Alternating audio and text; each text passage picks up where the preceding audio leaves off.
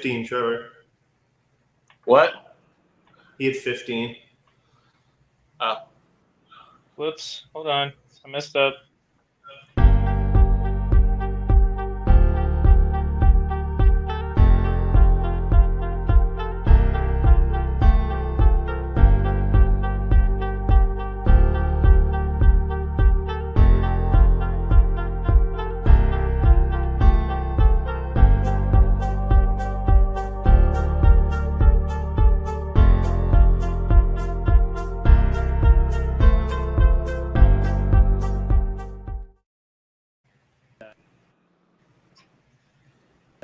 Yeah, I kind of like the SEC having divisions though, and they're bringing in Texas. Why? Because it's the only Oklahoma. chance that Florida has to make an SEC championship. No, I'm not gonna lie. I really appreciate like not having to play Alabama every year. I don't know what I'm doing. This is not the intro.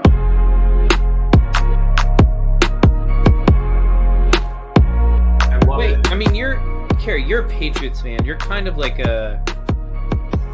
you're kind of not a sadist. You're a masochist. So wow. You could watch the Patriots play football and then punish yourself even more by drinking Heineken. Yeah, I was just complaining to the play call with my dad. You know, like I don't know what's up with McDaniel, man. Like I don't know if he's getting too cute. I don't know what he's doing, but he stopped drooling. He needs more nicotine. Yeah, he needs something. Listen, it was a good week for Zach Stradamus. It was. Good week. I'm taking the Bucks. I'm taking the Bucks as well. If Trevor was actually a Bucks fan, he would say Bucks by 50. I'm not a fan.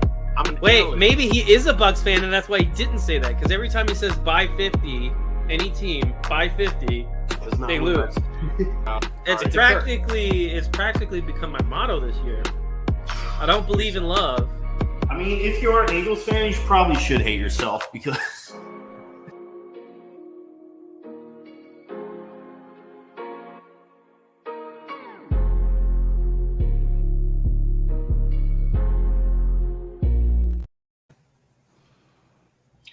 Hello and welcome back to another episode of the Beer League Football Podcast about football but beer league. I'm your host, Zachary Smith. Join with me as always are my two very good friends.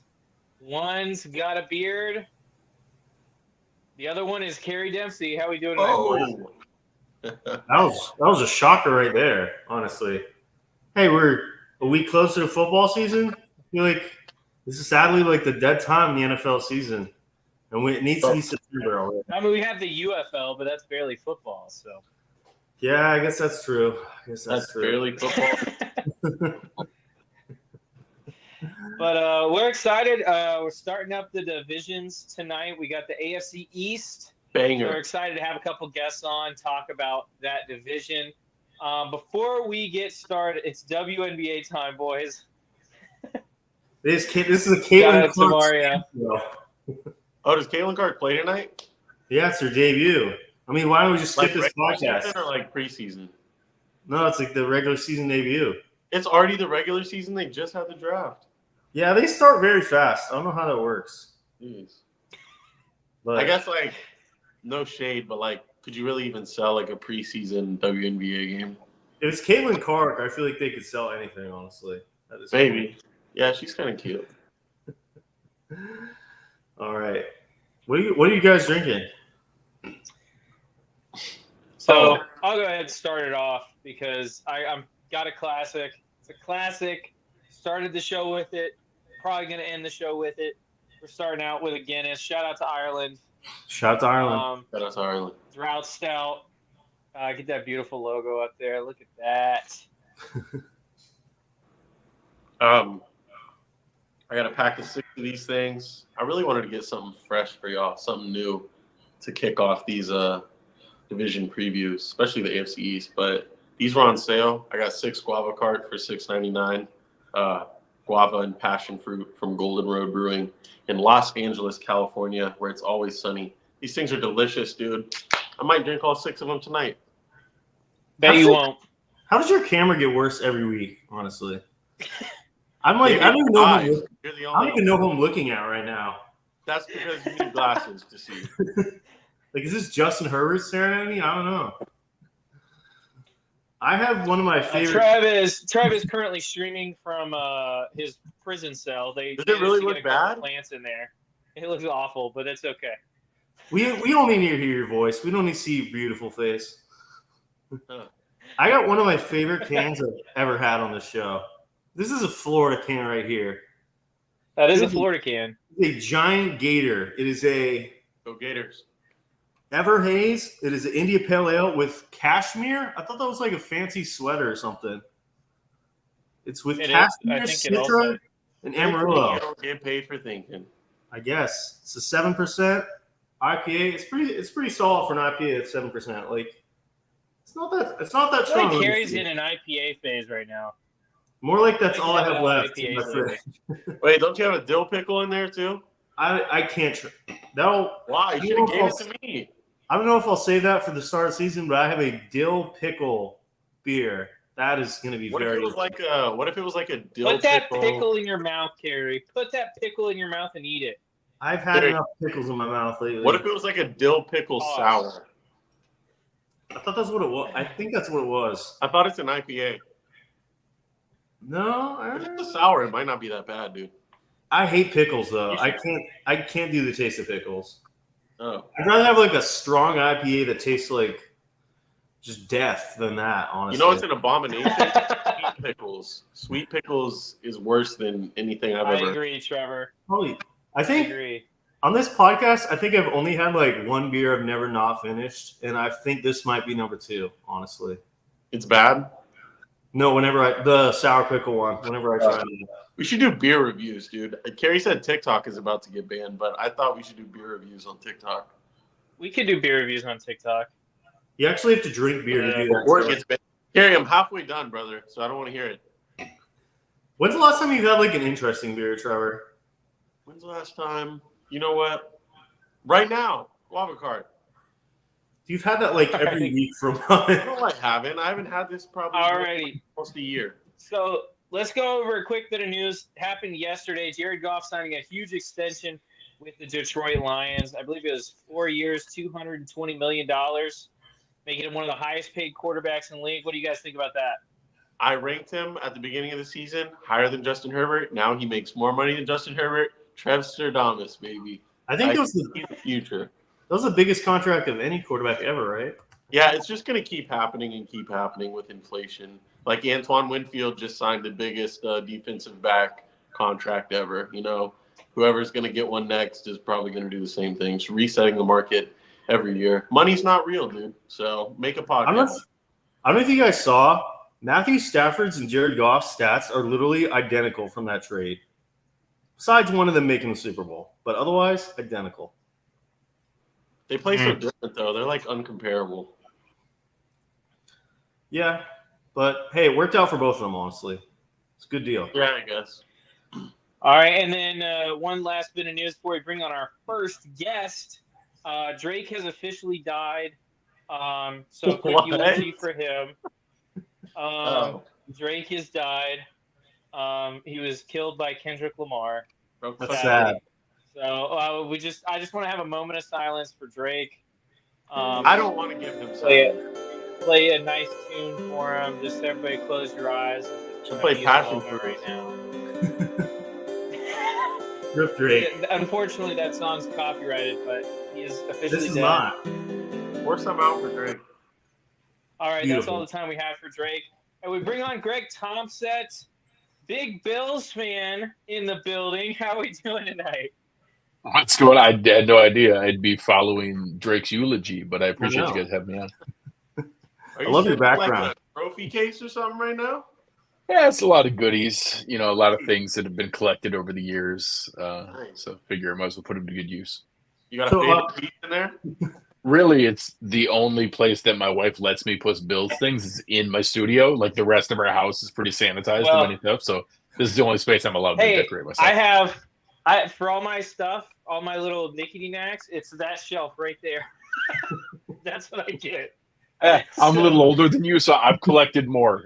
Give it time. That's give it time. fair. You'll catch up That's to me. fair. So where can we find you? I know you're on a podcast and everything. We want to just tell our listeners where they want to hear some for sure. content. So you can find me on Twitter at Greg Tompsett. All of our stuff everywhere that you're listening to Beer League Football. You can find our work at Cover One. Just search for Cover One. You'll find all of our stuff there: draft, fantasy, everything going on. My show is obviously very Bills focused, but we have all kinds of good stuff for everybody. Sounds good. Let's start off with the Bills then. Ready? Yeah, that's a good idea. Start. Here's a random question to start off. If you could be friends with any player in the Bills right now, who would it be? That's a great question. I think a lot of people would pretty immediately go to Josh, which I think is fair. But I can't lie, like Keon Coleman's shooting up the rankings really, really quick here. Like he seems like a really good time. Like seems like just a really, really good time.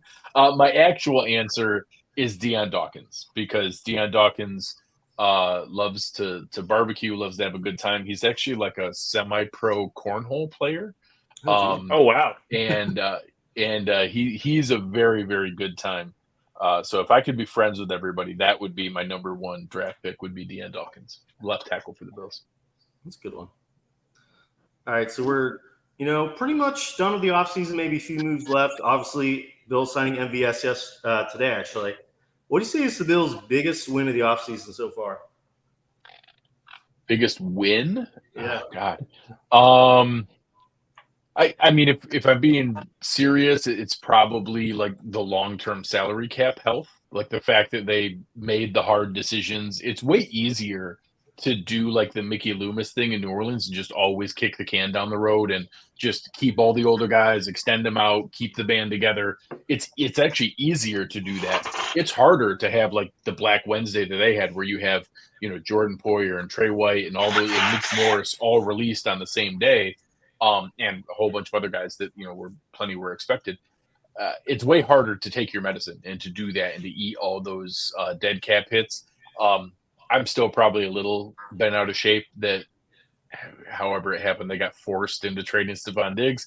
But if you're going to do all of that, at least get yourself in position where now they actually are in good cap health in the future and can go spend money and sign players and extend players. A lot of people, I think, would have kind of chased it there and gone after me. Oh yeah, we'll show you, and gone out and like done a bunch of other short-term moves to make themselves feel better. So I at least respect the fact that they took their medicine, stuck by it, and now are going to be healthier going forward. You mentioned that Black Wednesday or getting rid of all those players. Did any of those, cut you deeper than the others? Or did you think of any of those as like a big loss for Bills Mafia? So for Bills Mafia, yes, because you're talking about a lot of guys we'd invested a lot of time into rooting for. Like we had rooted for Jordan Poyer and Trey White and those guys for a long time. You're talking, you guys 6 are still seasons. going to root for Jordan Poyer, right? Down in Miami? Might be a little bit tougher to do it down there, but I don't wish him ill. I hope he plays well. It's hard when you invest that much time and energy, especially when you're talking about the core of the team that broke the longest playoff drought in pro sports. They hadn't been to the playoffs in 17 years, and now you're talking about playoffs 6 of the last 7 years, 5 straight years, 4 straight division championships, 4 straight seasons with a playoff win. Those were the guys who led that. So I would say out of all those, I actually expected a lot of them. I knew the salary cap math. I understood, hey, we owe those guys more than what they're worth. I thought it was going to be a lot of pay cuts to keep them. Like they would use the leverage against them and get him to stay on a pay cut. But I realized that the potential was there. The one that hurt me the most just on paper was Mitch Morris, just because he played really, really well. Like he played great last year and is still like centers usually age pretty well. And I get it. He was $8.5 million in savings to release him. It was the biggest number out of all the guys they released. But he also was probably playing the best out of all the guys they released. So that one probably cut me the deepest, even if it wasn't the one that got the most fanfare. The one that probably hurt the fans the most was Trey White. He's been a fan favorite. He's a super fun, lovable guy. Back-to-back season-ending injuries, going from, an ACL and an Achilles. That's really, really tough, especially at cornerback where that kind of elite athleticism can drop off pretty quick. But it still hurts because he was such a fun, lovable guy. As a Jacksonville fan, I appreciate the Mitch Morris release. Oh, it's a great pickup for him. Yeah, no, honestly, he's going to be so fantastic for Trevor because he makes all the calls. He sets everything up. He spots it coming up to the line. Yeah. He's going to be able to take all of that off Trevor's plate. And he's not like a awesome anchor guy, like the big monster guys can push him back. But out in space, he's fantastic. He's going to get out in front of Etienne and he can still move. Yeah. And obviously they have McGovern there, who's I think projected to be their center, but they also drafted Van Pran. You think McGovern will be able to settle in pretty good at center for a guy that's played guard a bit? So he's played guard in the NFL pretty exclusively. I think literally he's played one game at center in his career. He was a center at Penn State. Aaron Kromer's an awesome offensive line coach. If Aaron Kromer says he can play center, then he can play center. Like that guy's forgotten more about offensive line play than I'm ever going to know. So if he says he can play center, all right. I do think there's a scenario where I would feel the best if Van Pran comes in. You're talking about a guy who started 44 games in the SEC. The SEC is basically like, pre-NFL. Like if you're going up against SEC defensive tackles, you can hang in the NFL. Hell, his practices at Georgia, the Georgia defensive tackles that he had to practice against the last 3 years are like half the top 10 in the NFL. So if you told me he comes in, takes the starting job, and then you're bumping McGovern back out to guard, I'd probably feel better about it. I'd probably be happier about that. But, David Edwards started for the Rams in their Super Bowl season. He was our jumbo lineman last year, sixth guy coming off the bench. So if he's the guard and McGovern's the center, I'll be fine. I'd probably prefer it if Van Pran won the job and they kicked McGovern back to guard. And speaking of the draft, I know Bills fans are kind of mad they traded out of the first round first night, but seem to be happy after that. What are your thoughts on Bills draft this year, and what grade would you give the draft this year? Yeah, don't get me wrong. I wasn't ecstatic on Thursday night when I was stayed up and had a show scheduled to react to the first round pick and then had to cancel the show because there wasn't really anything to react to. So I wasn't super happy in the moment, but whatever. Dropping from 28 to 33 doesn't actually matter. They got Dwayne Carter, the defensive tackle for Duke, for free for trading down. So all right, I'll take it. I'd give him a solid, B plus. Like I think I'll say it this way. They check the box of every single position I wanted addressed. They didn't pick the guys I would have picked, but I wanted Josh Rosen instead of Josh Allen. What the hell do I know? Like, the draft's like the hardest thing on earth. The best guys, here, I'll flip it around to you guys. Who do you guys think is the best GM in the NFL? Or who do you think most people think is the best GM in the NFL? Roseman from Philly. Most people say Howie Roseman. Roseman of Philly. Well, guess what? Howie Roseman took Jalen Reagor one pick in front of Justin Jefferson. This shit's hard. It's just drafting's hard. So they didn't pick the guys I wanted them to pick, but they addressed every position that I wanted addressed, almost in the order I wanted. I wanted defensive tackle, safety, wide receiver, safety, defensive tackle, interior offensive line, running back. Like they got all the positions I wanted addressed. They didn't pick the guys that I wanted, but I hope they're smarter than I am, so I hope they're right. Is there somebody you would have liked to see taken over Keon Coleman? I thought that obviously I don't know the off-field stuff with A.D. Mitchell. Like he was the size speed guy. I didn't want Xavier Worthy. Like a lot of people were worked up about the Kansas City trade. Like, oh, you can't trade with Kansas City. I'm not going to trust that a 165-pound guy can sustain in the NFL. If he does, it's awesome. We'll see if it lasts long term. I would have taken Xavier Legette. I liked him. I knew he was an older prospect, but I would have taken Xavier Legette. I did have Keon Coleman. I think I had him third on my list at that point of who they could have picked. I would have picked Legette or A.D. Mitchell just because of the high-end speed that they had. But, if they want a guy who can go up and get it, he was the most explosive athlete in the draft. He had the best vertical, the best broad jump, and, ran better play speed than his 40 time. So I'll trust him. If he was there, he would have been my third choice, but he was on my list, so I can't be too mad. And he's I know there was a lot of talk about him like really shining in the slot like a lot of rookies do, but you got Shakir, you got Curtis Samuel, even Dalton Kincaid in the inside. You think he'll be fine on the outside with those big corners, being a rookie? And don't forget Chase Claypool. Expectations for him. Obviously, we'll assume that Coleman's coming up the bench for our superstar Chase Claypool. Oh yeah. Yeah, I think so. He's 6'3" and change. 215 pounds. I think he'll be fine. I also think all of those guys, even though like Curtis Samuel and Khalil Shakir are also good in the slot, they also play 30-40% outside. So I don't think it's a thing where it's like, oh, this guy's only the X, this guy's only the Y, this guy's only the Z, it's only this era. It's adorable when Jets fans talk trash. It's the cutest thing ever. It's so cute. Like their grandfathers tell them stories about the time that they won the Super Bowl. It's so cool. I think that we have a lot of guys that are all best suited in the slot, but I mean Justin Jefferson's also best suited in the slot, and Devontae Adams is best suited. Like the slot's a nice place to play from. So I think all of them will. The biggest thing is we don't have any like Cole Beasley guys like we used to, where they could only play the slot. Like Cole Beasley could never play outside. We have a whole bunch of guys that play well in the slot, but all of them can play outside. And I think they'll move them around to different places. I think Coleman plays more outside than inside, but he'll play some snaps in the slot as well. I know there's probably less chance of them getting MVS today. You think there's any chance to go after Renfro, who's still available? I know I saw that earlier about. One, I'll be honest, I actually had heard that Renfro wasn't sure on continuing his playing career. I've seen that also.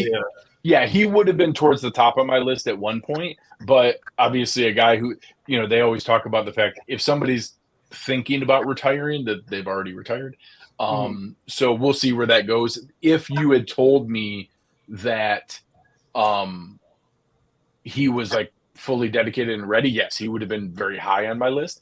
I was actually more looking at like the next stage trade market. I wanted a Cortland Sutton or a Tyler Lockett or Jacoby Myers or whoever. Like go after a guy who's relatively, hell, even Adam Thielen. I got to be honest with myself. The fact that they've now thrown this many, darts at a Quintez Cephas and Chase Claypool and now MVS. They already signed Mac Hollins. We have like literally 11 guys in camp who are like fringe roster caliber. I don't know if we have any in that lower group. Shakir's good, Samuel's good. Like I don't know if we have any that would be like anybody's wide receiver 2, but I think we have like 6 wide receiver 4s. So there's a whole bunch of guys who are going to fight for those last couple spots. I think it's going to be Mac Hollins and MVS pretty solidly, and then Quintez Cephas, Chase Claypool, Andy Isabella, KJ Hamler, even a practice squad guy like Terrell Shavers, and oddly, a UDFA I really liked out of Ohio State, Xavier Johnson, who's a really good special teams player. I think they have a shot at that wide receiver 6 role. So, I'd feel better if they went out and made a trade post June 1st when they get the Trey White money, but I now just kind of have to accept they've already got like 11 guys in camp. It probably is what it is. Yeah. If Coleman breaks out, I mean, they have enough, wide receiver 2, 3, 4s. If Coleman could be that guy, they should be set. And realistically, Kincaid's going to lead the team in targets. Yeah. Like he's going to have the most targets on the team. So like people talk about Travis Kelce, and that's ridiculous. Travis Kelce is the best receiving tight end in NFL history. What you actually want to think about is like the Mark Andrews role in Baltimore. Like Baltimore can run a really good offense where their tight end gets the majority of the targets, and he doesn't have to be like the greatest receiving tight end in history, but you can still run. Hell, Lamar Jackson won the MVP with his top target being a tight end. I think that Dalton Kincaid can produce that. If you look at, I think if I don't remember it off the top of my head, Mark Andrews' second season when he really broke out was like 68 catches for 864 yards and 10 touchdowns. Like if you told me that Kincaid had that, I'd be like, oh, that's pretty good. But I wouldn't be like, oh, that's crazy. He'll never do that. I'd be like, oh yeah, that's pretty good. I bet you that's possible. That kind of thing is what's there. I feel very strongly he leads the team in targets. Maybe Shakir a second, Samuel, but I think that they're all bunched together and a whole bunch of guys with targets. Mm-hmm. And also, I love the Ray Davis signing too. He was a good one. I think he'll be a good opportunity for them. Well, especially you talk about James Cook is kind of a slithery, quick guy, good out of the backfield, really good at breaking like the 10, 15, 20-yard plays, but he's not a thumper by anybody's, definition of it. And Josh Allen is our short yardage back. Josh Allen is our fullback or our goal line back. So I kind of like the idea of having Ray Davis, who is thicker and can get some of those tougher yards, but also has a little wiggle to him as well. So yeah, I was pretty happy with that. And a lot of people get frustrated he's old for a running back prospect, but I don't care because I don't ever want to sign a running back to a second contract ever. So I don't care how old they are when they come out. Just give me the 4 years and then good luck. No, he killed my team in college. So. All right, that dude runs like crazy. Ready? All right. One surprising and one disappointing player for the Bills in 2024. Surprising. So I guess it depends on how closely you follow the team. Last year, he got an All-Pro vote, so this isn't surprising. But I think a lot of people are going to learn how good Terrell Bernard is, the middle linebacker. Who's great? Like people who followed more closely, I think, started to really learn about him last year. I think a lot more people are going to find out how good he is this year. He's one of those guys who isn't the most athletic guy, but he's somehow always where the ball is going and just has a magnet for big plays, sacks, fumble recoveries, interceptions. Was he a rookie last year? Yeah. Well, he was a second-year player last year, and everybody was terrified because Tremaine Edmonds left. Tremaine Edmonds was the exact opposite. Tremaine Edmonds was enormous, like the biggest size speed linebacker in the NFL, but he just never made big plays. He'd made a lot of tackles, but a lot of tackles 6-7 yards down the field, and then was never around the ball. He had more sacks, fumble recoveries, interceptions in the first half of his first season starting than Tremaine Edmonds had his entire time there. But he doesn't look like that big dominating, predator like Tremaine Edmonds looks like. So that's the one there. Disappointing. So this is going to sound weird because I really like him and my co-host loves him. I think some people are getting a little carried away with Khalil Shakir. I like him a lot, but people will go he was number one in the NFL in EPA per target. He was number one in a ton of efficiency metrics. And I think people assume, if you just give him 120 targets, he'll put up, if you give him 120 targets, he would have Justin Jefferson numbers. That's not going to be the case. It's not going to translate to that degree. I think he could be really nice, and I think he's going to do well. But I think if we now go from, I think he had 45 targets last year. So that's going to jump dramatically. I think it might be close to 100, but people assuming that he's going to maintain the insane yards per catch, yards per route run, EPA per target that he's had the last 2 years with that huge increase in volume. If he does, he's going to become an insane receiver. It would literally be the jump that Stephon Diggs made when he went from the Vikings to the Bills, going from a really nice receiver to a top 5 receiver in the NFL. If he maintained his efficiency metrics with the volume he's about to get, he would become a top 10 receiver in the NFL. And I think some people are getting a little carried away with that. All right. Our last two questions, do at the same time. Projected division standings for the AFC East, and what is your projected record for the Bills this season? Okay. I got to Google something real quick. I found here the Buffalo Bills still have Josh Allen. It says in Google right here. So they're going to win the division. Short of Josh Allen not playing for the Bills anymore, they're going to win the division because that's how this works now. I had to deal with it for 20 years with Tom Brady. So Dolphins people, Jets people, Patriots people, let it wash over you. Just get used to it, embrace it, wear it like a blanket. It's fine. It's going to be close. It's going to be tight. It's going to be just like it was last year. The Jets are talented. The Dolphins are talented. I think I'm a little nervous. If I'm a Dolphins fan, I'd be a little nervous about the long-term health of the Dolphins. They made some tough financial decisions and didn't replace a lot of those guys or replace them with a lot of 1-year Band-Aid guys. But in the 1 year, I think they're going to be okay. So I'd go Bills, Dolphins, Jets. I think those two are right there, and I think all three teams with like the right health luck or the bad health from the other two, all three of those teams could win the division, and then a pretty healthy, distant fourth for the Patriots. I think that's obviously the easiest one to peg. They did have a nice draft. I do think that they picked some nice players, but I think they'll pretty firmly be fourth. And I think the Bills, like 11-6. I think they did make some tough decisions. I don't think they're going to have the 14-3, 13-4 that they've had the last couple of years. I think that there's a lot of tough games. I think they could split with the Jets. I think they could split with the Dolphins. They have some other tough games with the first place schedule, playing the Ravens, playing the Chiefs, playing the 49ers. They've got some tough games. So I do think like 11-6 is probably about right. And I think the other two might also be like 11-6 with a tiebreaker or 10-7. I think all three teams are in that ballpark or in that range. But right now I would pick the Bills winning the division at 11-6. So this past year was an 11-6, but it was kind of untraditional. It looked a little shaky the first half, and they really turned it on. You think it'll look like that, or you think it'll be kind of the same thing the whole year? Some wins here. No, I mean, I think that there's a good case to be made that there could be kind of a sputtering start again, just because you have so much change, so much turnover, so many new people and new roles. That I won't mind once we find out the calendar here in the next couple of days. I'm going to be very curious. I wouldn't mind a softer start to the schedule. Let them ease into it and get some W's under their belt while they're kind of learning the ropes. New defensive coordinator, a lot of new guys in the receiving core. Like the secondary that's been kind of the safety blanket of this team for a long time.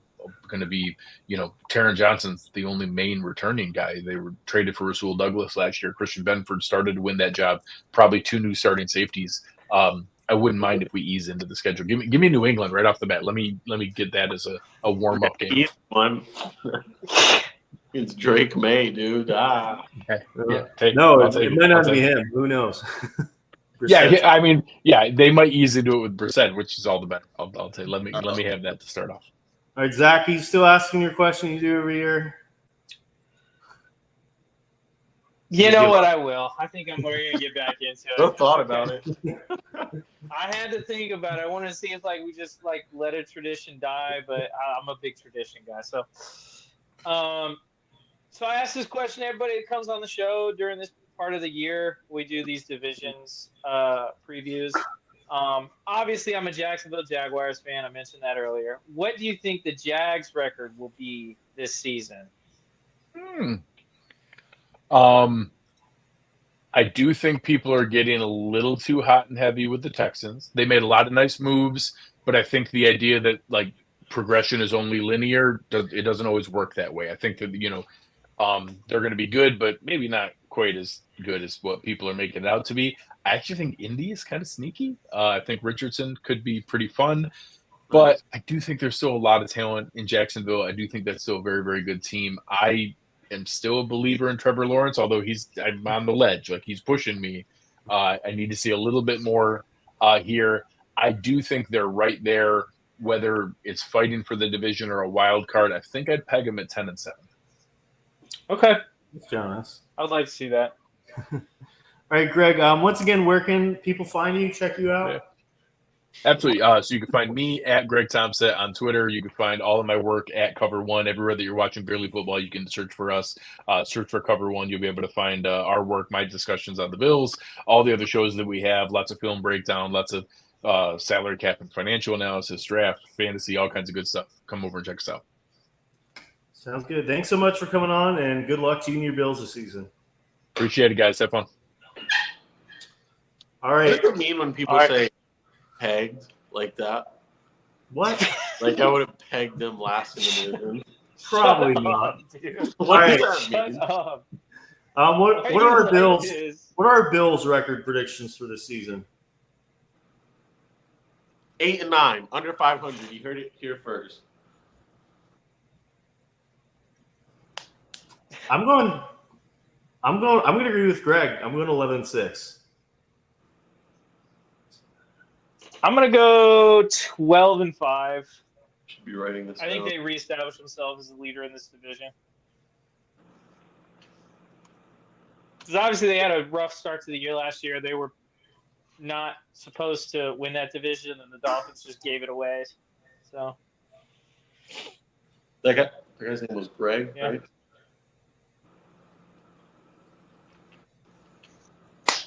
What do we got next? Anybody? yeah. Now we got Dolphins on. Gotta All go right. to Charlie. Yeah, Nando's running a little late, so let's start on the Jets. Okay. This You will were work big- for the Jets too. It's kind of green. You I were, like big, this, man. you were a big Jet supporter last year.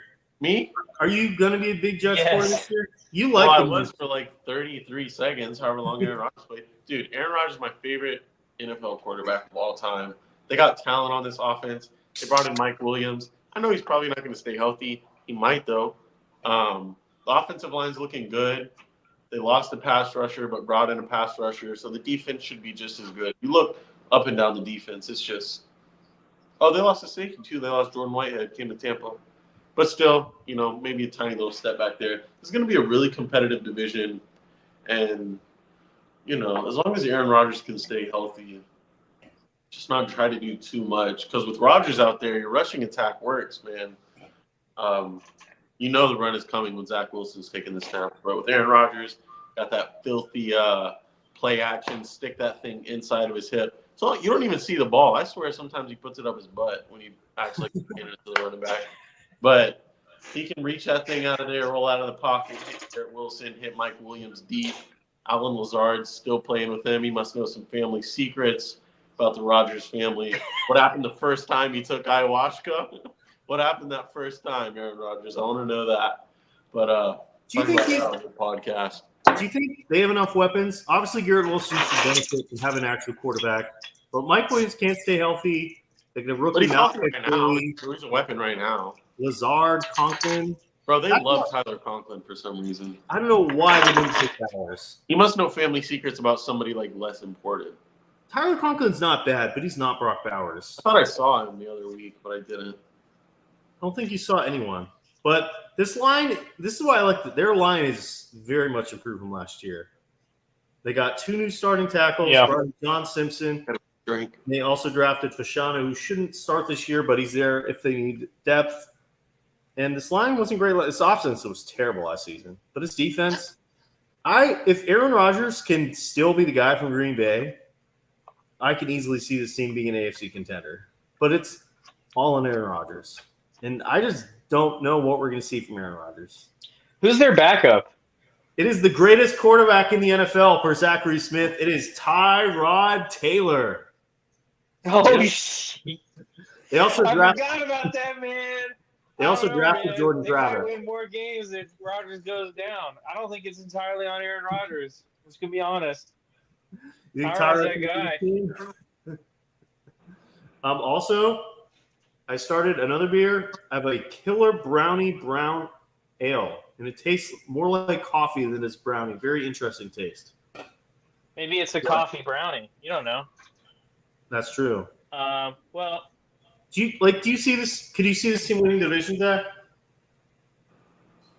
the Jets, I mean, they're not a bad team. I would never say that. They're a pretty good team. Again, I'm not sure on all the health of Rodgers or even how he's going to perform. But I tell you what does usually help people perform better, and that's Beerly football merch. Beerly football merch will help you perform better everywhere in your life. So Are you telling me if Aaron Rodgers wore Beerly football merch, he'd be a top 5 quarterback again? yeah, I am. That's what I'm telling you. I mean, look at these. Look at that design. Look at the shirts, the sweaters, the hoodies. Beautiful. Everything. We got hats, beer mugs, or not mugs. We got beer. No, we got mugs. You can put beer in that mug. But I mean, we got all kinds of stuff over here, and that's what we're all about, providing to the people. So make sure if you guys want to check that out, use code ESI at checkout for 10% off your order, and you're gonna like the way you look. I guarantee it. I bet. There is I think there is a chance this team's a contender. I wouldn't put a ton of money on it. Where do you think Aaron Rodgers will end up after the season, like our quarterback rankings? Top 10, top 15? I think anywhere from 10 to 15. If he's that low, he's going to retire, dude. Well, let me think. We got a lot of bad quarterback play last year. So if that continues, he could be anywhere from 4 to 15. But 4 to 15? Yeah. Wow. I said what I said. I got him anywhere from 1 to 33.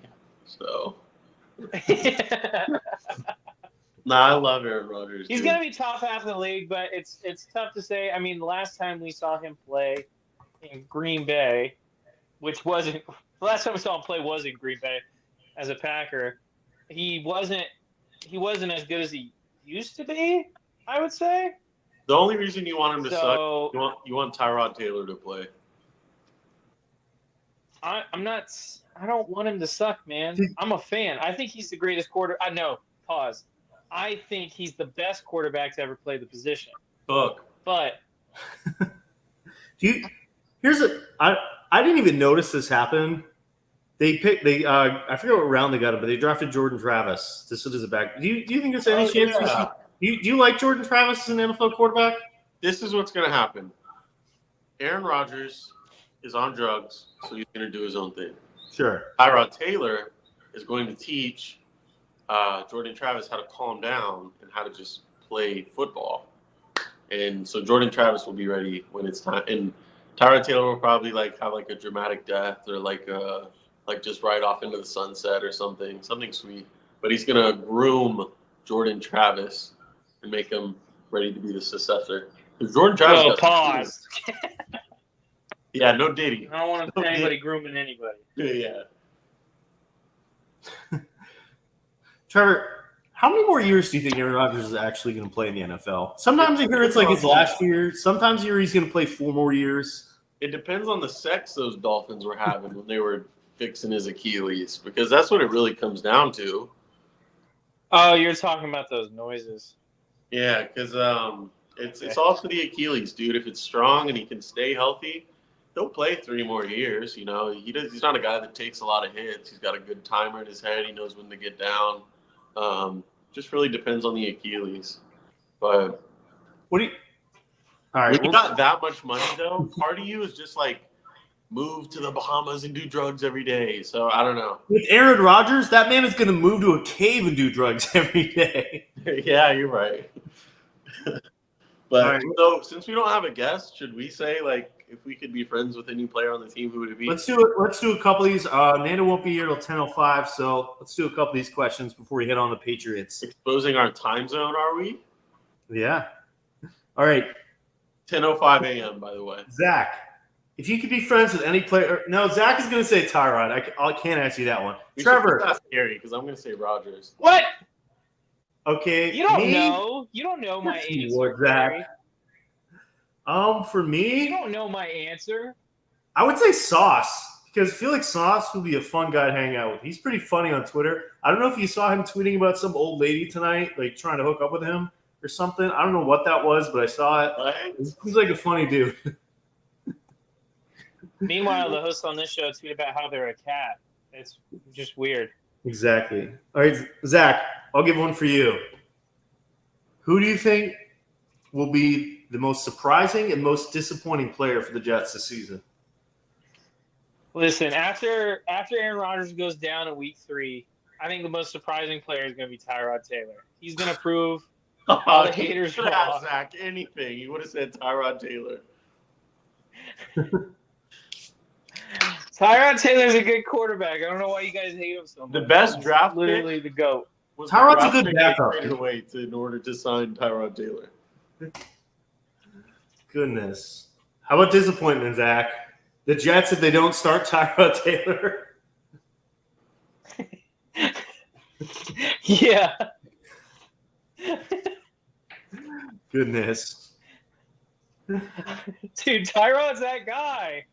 Do you want me to put on Tyrod Taylor highlights right now? I'll do it. No. I'm scared. All right, Trevor. What was the Jets' biggest win move of the offseason? The biggest what? Biggest win move of the offseason for the Jets. Biggest W move for the NYJ. It's pretty easily signing Tyrod. I would say I'll say probably this contract. Just losing that rusher that they had and losing a safety as well. I narrowed it down between Mike Williams and Hassan Reddick, but being able to just put somebody right back in that seat, just like Hassan Reddick, I'll say that their defense is going to look very similar to how dominant and how, what is it called when you do this to a girl? It's going to strangle opposing teams and quarterbacks like it did all last year, and that's going to be because of Hassan Reddick. Heck yeah, brother. I love the Tyrone Smith signing. Yes, he's old. But he's been a dominant left tackle. They got Morgan Moses too, right? Yep, right. Two old tackles coming in town. He is pretty old. He's good in Madden, though. I'll tell you that. Well, love it, Eastside. Eastside, don't forget to use your name at checkout for 10% off your order. Code Eastside at checkout. Should we talk about the Patriots for 15 minutes, or should we? Yeah, let's give our record predictions for the Jets first. Then it'll head into my favorite team. We gotta be writing these down. I see them going 8-9. Are you writing them down, Trevor? Yeah. All right. I'm going to put them at 10-6. No, wait, that's impossible because they play 17 games. I'm going to put them 10-6-1. You want 10-6-1? I want 10-7. 10-7, sadly. I don't know. This team's just old, and they're the Jets. That's the big. If this was not the Jets, like you would think this could go well, but they're the Jets. Everything always goes wrong for this team. Facts. Like Mark Sanchez is their best quarterback in years. Like they're the Jets, man. So last year, in an obvious troll effort, I went 0-for-8 predicting division winners. But this year, I'm actually going to make obvious troll, yeah. I'm going to make a real effort, and it's going to start very risky because I'm giving the Jets 12 wins this year, 12-5. Do you think Rodgers will play the whole season then? I hope so, because I don't think they're going to get 12 wins if he doesn't. He ain't getting to 12 wins, but you know who can? You know who can get to 12 wins? Jordan Travis. Tyrod Taylor, baby. Tyrod Taylor can get him to 12 wins. All right, enough of Honestly, the Patriots missed. They should have gone with Tyrod Taylor and then drafted Drake May. My goodness. All right, let's head to the greatest team in the NFL. My babies. Well, the New England Patriots. My sons. I want to say I love the defense this year. This was a top 10 defense last year after they lost their two best players. They get Gonzalez and Judon coming back. This defense is going to be incredible. And I'm not going to talk about the offense. What did Gerard Mayo actually say about Drake May when he says he has a lot to – because, that's not actually what they say. That's just what the headlines run with. Do you know what he actually said? I don't know. I thought it was that he's lost. Yeah, but they probably just obviously out of like the middle of what he really said. But that's obviously true. Like Drake May, I think he was the second youngest in that draft after McCarthy. I don't know. I'm not sure whether they should start him right away. I think Who's your RB2? It is Antonio Gibson. Okay, the guy that was in Washington. I think May will do well. I don't even know right now if I want him to start week one. I wouldn't, dude. Look at these wide receivers. Kendrick Bourne, Jalen Polk, KJ Osborne. No respect to Miami legend. No disrespect to Miami legend KJ Osborne. Hey, I want to say I loved Jalen Polk and Javon Baker getting drafted. Those were good picks. I think both of them are going to work out. And Demario Douglas, I think, is going to have a beast. But there's so many wide receivers. Have a beast? Yes, there's so many wide receiver threes in this roster. It's crazy. Eloquent as ever, Kerry. Eloquent as ever. This is like how the Jags get a bunch of wide receiver twos. Y'all have like a bunch of wide receiver threes. Hey, we have the only wide receiver in the NFL that can make people in wheelchairs stand up, Javon Baker. That's crazy. That was a crazy comment, but I like the hype. Dude, I'm not watching them if they don't start Drake May. So, Gerard Mayo, this is my message to you. I'm not watching games. They will be so boring with Brissett. Brissett's not going to be horrible. That's the thing. He's just going to be so average. He's going to put up 202 yards, 1 touchdown, no interceptions every week. I bet his stats are worse than that. Really? Yeah. He's just going to check it down all the time. Here's a question. Listen, Kerry, if you wanted 202 yards, 1 touchdown, 0 interceptions, and about 30 rushing yards, you would have gotten Tyrod Taylor in the offseason. But instead, you went with Jacoby Brissett. Here's a question. Gone. I have a question for you guys. We have lost Zachary. Who do you think is the best fantasy option in the Patriots offense? Stevenson? Yeah. Gibson, Osborne, Douglas, Polk? Stevenson. It's definitely Stevenson. But who's the second? I like Douglas is a good wide receiver. I think he's going to be their best wide receiver next year. Stevenson will get a ton of touches in this offense, though. Do you know what's a sneaky pick I love? Let's say Drake May's a bust. What do you guys think of Joe Milton? Joe Milton. He's gone on. But he's also got the brain of a peanut. I mean, the guy was terrible with the arm talent he has. Was he terrible? He would make like 3 insane throws every game and then do nothing else. That's what I'm saying. The talent is there. He's a guy that needs to sit for sure. Yeah. And probably get a little thicker. He could use a couple corn dogs. I guess. A couple of State Fair corn dogs. How are the State Fairs in New England, Kerry? They don't have those in New England? They do. They're probably lame. What do y'all do? They're not great. Fairs in New England, bro? They get fried cabbage or something. No, what they do is put little holes in their pillowcases and they put it over their head and they walk down the road. That's a State Fair in New England, dude. It might be. All right, you guys can clown. You can clown on the offense all you want. Do you guys like the defense though? Even with Belichick gone, do you think it's still going to be a top defense? I think it'll be okay. I think it'll be above average. I think it'll be Did above Marcus average. Jones not go to jail? Who? Or was that Jack Jones? That was Jack Jones. He didn't go to jail. He went to the Raiders. They only have 2. Oh, so basically, wait. just So jail yeah, up to future jail, like basically the Raiders. Yeah. Jail. yeah. So basically, replay this in going 5 months. to jail. My biggest problem with this team, there's a lot of problems with this team. My biggest problem is left tackle, which they did not address really at all. They signed a depth piece in I don't even know how to pronounce it. Chukwuma Okafor from the Steelers, who has never been that good. He's played mostly right tackle.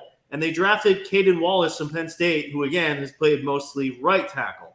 So they have 2 right tackles fighting for the starting left tackle position. So do the Chargers, but one of them's a rookie, so it doesn't matter. You guys saw Pop Douglas? Yes. I like him. You mentioned. But, yeah, this line was awful last year. Hopefully with Strange, Sal healthy, Owenu, David Andrews will be better. But this offense is not going to be fun to watch. It's going to be like a normal Patriots season. No, it's going to be. I mean, this is the first season without Belichick in how many years? I know, but it's going to be a good defense and an offense that just doesn't do anything. Who's the OC this year? Here's the question: Is Mayo calling plays? No, it's it's the Browns OC from last year. They probably didn't let him. They're probably like, Do you guys think that the Patriots defense will fall off without Belichick, or do you think it'll still be as good? It'll be fine. I mean, they got talent on that defense. It'll be top 10. They know how to play with each other. Pause. Wow. That was interesting. I can't remember what you guys said last week. Do you guys like May in New England? Like, obviously not this year. It's not really going to be for him, but, for the future. So they're going to do sign a receiver next offseason? Once they actually get receivers. But it is a big receiver class next year. Who's in there? I think eventually he will be a okay quarterback, anywhere from the 12 to 15 range. Y'all are setting him up to be like Mac Jones this year, though. That's why they don't want him to start. Oh, next year there's Justin Jefferson. Yeah. Cam. Ayuk, Collins, Higgins, Diggs, Godwin, And I read today, I guess the offensive tackle class in the draft class is one of the best I've ever had. So tank this year, actually get a left tackle, sign a wide receiver, and next year we might actually be relevant again. Let's not get ahead of ourselves, Kerry. It's different turning from the dominant of the NFL to this. Do you guys think there's a chance this will be the worst team in football? Like the guy from 50 I don't think you are going to be the worst team in football. If that makes you feel better, Kerry, I don't think you'll be the worst team in football. One of the worst? I think you'll have a top 10 pick next year. Yeah, I'd probably agree with that. But I don't think you're the worst team in football. All right, let's move on to some questions before we head into I got a question for you, Terry. Sure. What team will have more wins? I think I already know what both of y'all are going to say. The Titans or the Patriots? Titans. That's an easier division anyway. Oh, you're right. Oh, shade to the Jags, bro. I have the Jags as fourth in that division. Sorry, Zach. We haven't even got there yet, bro. When we get there, sorry, but AFC East. That's gonna be. I'm gonna clip that. they'll be better. I'm gonna save it. The Jags will be better than the Patriots, but they'll still be fourth in the AFC South, unfortunately. That's hilarious, brother. All right, if you guys could be friends with any player on the Patriots, who would it be? I don't even know 3 players on the Patriots. Then which of the 3 would you hang out with? I'll say Kendrick Bourne or Pop Douglas. Me? What's his name? What's his first name? It's not Pop. DeMario. Mario, yeah. For me, I'm between David Andrews, who I feel like would be great to get a beer with, and Matthew Judon, who seems like a very funny guy, but he's a terrible GM. Zach, anybody? I don't know. Maybe Joe Milton, because that way he could throw me 100-yard pass. Yeah, he could throw an orange over 100 yards. That could be. He probably could. All right, who is going to be this team's MVP in 2024? That's a hard one. It's either going to be Judon or Gonzalez. I'm going to go Gonzalez. I think Gonzalez. I like Gonzalez. I think he'll be a top 5 corner after next season. Judon just to be different. You are very different. So okay, enough. All right, a couple more. One surprising Actually, there's not even going to be a disappointing player because nobody thinks of anything. One surprising player for this team next season. No, we can say disappointing too. Disappointing, sure. Surprising? I think disappointing is going to be Ramondre Stevenson. Yeah. He wasn't great last year. I think Jalen Polk is going to suck for no reason. Really? No, I take it back. Y'all are going to clip that when he goes crazy. I don't know. Disappointing. Why is Juju still on this team is my first question. Juju? Can he even walk, bro? I don't think so. But he can Juju on that beat, though. You're right. Surprising, I am going to go with DeMario Douglas. People like him, but I think he's really going to break out this season. Disappointing, I think Kendrick Bourne's best days are done, sadly. He's getting kind of old. I remember when he was in San Francisco. There's too many wide receivers on this team anyway. All right. Record predictions for the New England Patriots. I'm going to give them... I'm going to go with y'all... 6. Ooh, I can't decide 6 or 7. 6 and 11 for me. I'll give them 6. 6 and 11. I'll be positive. 7 and 11. 7 and 10. One win, one guys. An extra game. They play an extra game and lose. It probably would happen. All right. With still waiting on our last guest for the Dolphins, let's just do rapid fire until we get to there. I don't. All right. Okay. What? What was that, Trevor? Nothing. Go ahead.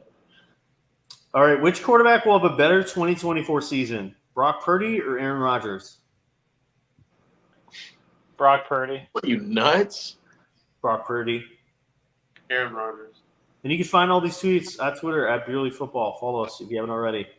If you were the Dolphins, what extension would you offer Tua Tagovailoa? 280. You know what I would do? They're trying to get Harrison Butker banned from the NFL What? because he's misogynistic, homophobic, and transphobic. So you on a Thursday night? Let's talk about politics, man. Let's not. Screw all this football stuff. Who are y'all voting for? Zach, what would you sign Tua to? Tua, I would.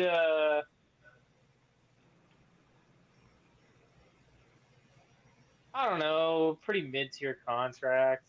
I wouldn't sign him him over. for a lot of money. I wouldn't sign him over 2 years. Yeah, I agree with that. I don't know. Trevor, what would you? Tua is your boy. 4 years, 400. What? Wow. That's not serious, dude. All right. Who will be the worst team in the NFL next season? Denver Bronco. Panthers. I think the Denver Broncos will get rid of Pat Two Surtain. good picks, man. Yeah, I'm gonna go Denver as well. All right. Who is the best mascot in college football? It's Albert and Alberta, dude. That's the only reason I believe in love. It's a tiger in LSU. What? Sadly. What? Wait, all he does is lay there, Gary. It's a tiger. He's fat. It's Lays there. It's a tiger. Sebastian, anything different than baby. me. Sebastian. Isn't it just like a bird, Zach? Like you guys just have like It's a an ibis, thank you. It's an ibis. It's a bird. Sebastian. Same thing. We see you week one. We will in person too. That's gonna Yeah. be filthy. It's gonna be me me versus 2 Canes fans. Jared counts for like half a game. Oh! And by that point, NCAA, the game will be out. Dude, I'm gonna be like 16 years into the future. Like, Impressive. I know, me too. It's going to be a problem when that game drops, but whatever. Zach, is Nando here? No, He says he is. he's not What? showing up. While he's looking, who's the I hope best? he's wearing that sombrero again. Who's the best wide receiver here? T. Higgins, Brandon Ayuk, Jalen Waddle, Dominic Smith. Who is the last one? Dominic Smith. Dominic Smith. This is Devonta Smith. Oh, I was thinking that first baseman for the Mets. Devontae Smith has the best attitude out of all those players. I'd probably take Jalen Waddle. It might be T. Higgins though. I'm taking Jalen T. Waddle. Ayuk number 2. Zach? Shout out to Brandon Ayuk. I hope he gets to go to Vegas. Sorry, I'm trying to send Nando another invite. 'Cause Is it he's Friday? not showing up. Oh no. What are you talking about, brother? All right, what college football team do you dislike the most? Florida. Ooh, nah, it's Florida State. I would say Georgia, but it's really Florida State. For a couple years, it was LSU. Tennessee really gets under my nerves sometimes, but they never win. It's Florida State. Wait, who do I hate the most? Yeah. I'm going Notre Dame. Zach's going Notre Dame too. Dude, yeah, Notre Dame. I hate Notre Dame. I also hate Ohio State, though, so it's a little tough. I'm It's a chill with little tough Ohio State. between those two. I That's hate true. Ohio State. Gators are like 4-0 against them. Beat them in the championship in basketball and football in the same year. Whatever. Shout out to Chris Leak. All right, who's the worst current starting quarterback from the 2020 NFL draft class? Trevor didn't see this because he's on a cruise, but I know who he'd say. I'm going to go with Jalen Hurts. It is Hurts, Burrow, Tua, Herbert, Love, if you didn't know. Isn't there another one in there, like later on? The Tyler Huntley, but I said starting Did I say quarterback. him? Oh. Who's the worst There's no way you're not right. 2020 draft? If you don't say Herbert, I'd be shocked.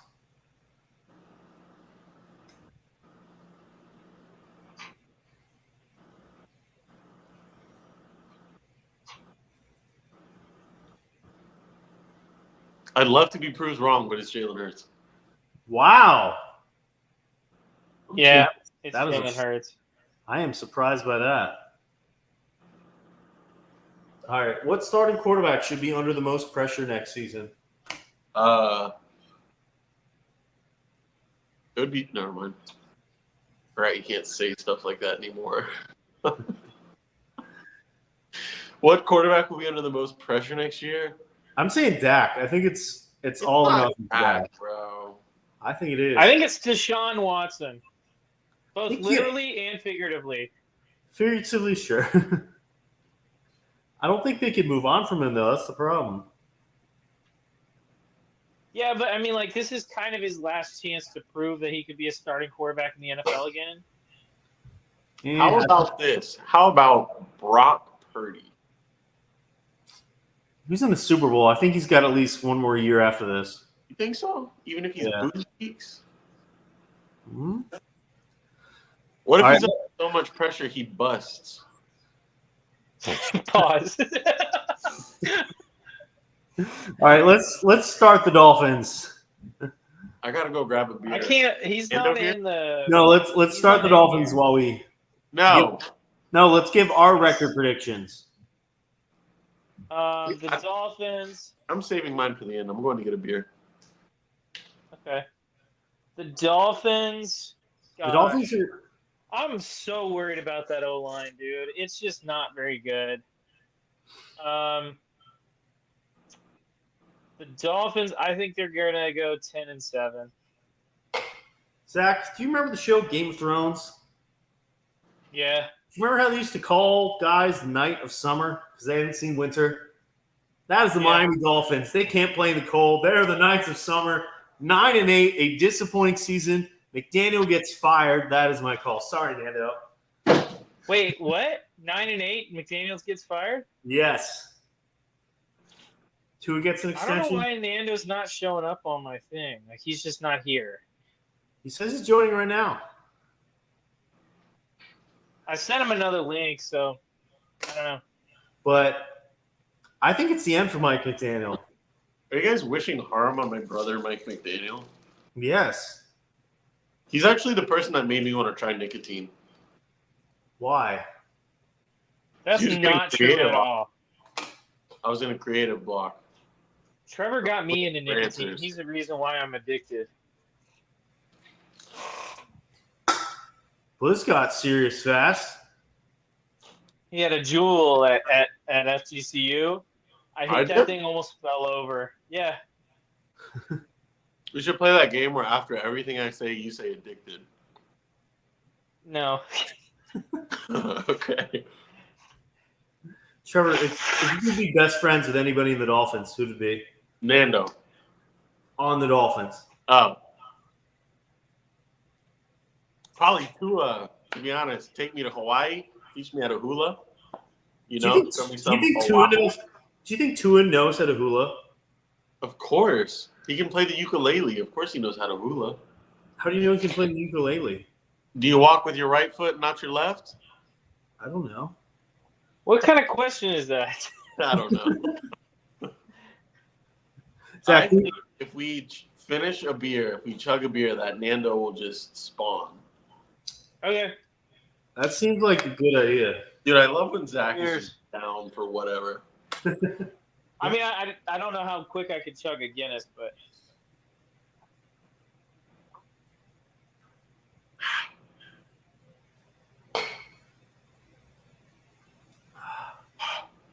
Sadly, it takes too This is a much. Tuesday night, dude. Stay in school. woo! That takes way too much like coffee. Ah! That was beautiful. Did he show up? No. Shit.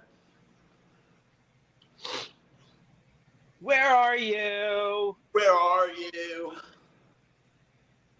I need you. We should put a bounty out for him. He Just doesn't like show up in 5 minutes. the greater Fort Lauderdale area. How much money would y'all put for his head? Can we talk about that or no?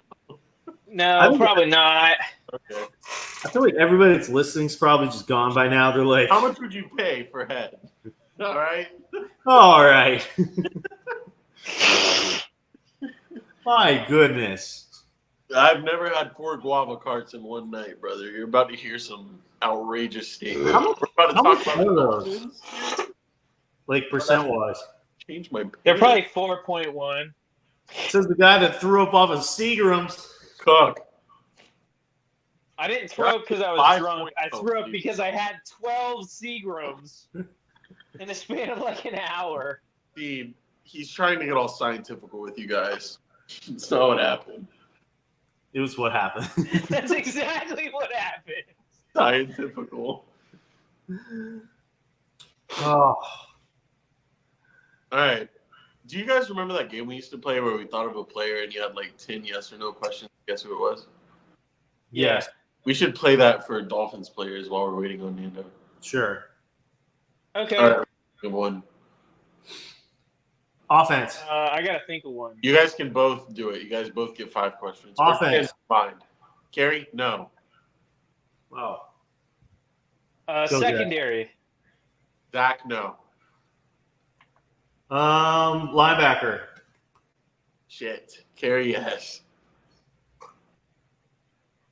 Zach's turn. Even numbered jersey. I don't know. Let me look that up. Give me like 5 seconds. It looks like. Yeah. Okay. Yes. Did he play for the Bucks? No. You guys have 5 questions. Did he play for the Broncos? No. This is awesome. 4 more questions.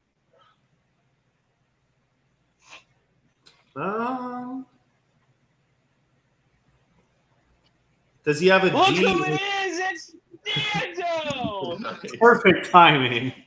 It was Jordan Brooks, by the way. I knew you were going to. I don't know if any of my stuff is working. Hold on. We can't hear you. Exactly. He's here in spirit.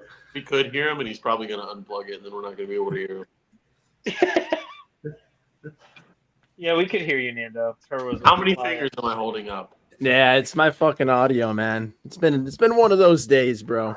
You sound good. Hey, it's okay. It was one of those days for me. I forgot my webcam at work, and so I'm having to record on my phone up here and then have to run the show on my laptop. You look like Steven Crowder and Zane Smith had a baby. Now that was a What lie. does that even mean? Everything. Oh, wait. I got to get Dolphins colors up. Hold on. Legally. No. That chair looks insanely comfortable. Who's 25, Ramsey? No, Howard. Duke Yeah, he's Riley? retired the jersey now, man. Is So he- sad. There we go. on? Dolphins. Nobody's even signed him yet, which is the shocking part. He's- Don't they want like his 20 kids or whatever he has? They're gonna take like a. He's gonna take like a 1 year, $3.5 million somewhere. Shout out to Shrek. Mr. Farquaad. That's a really weird movie, by the way. If you do drugs, don't watch that movie. It'll scare you. Or from what I've heard.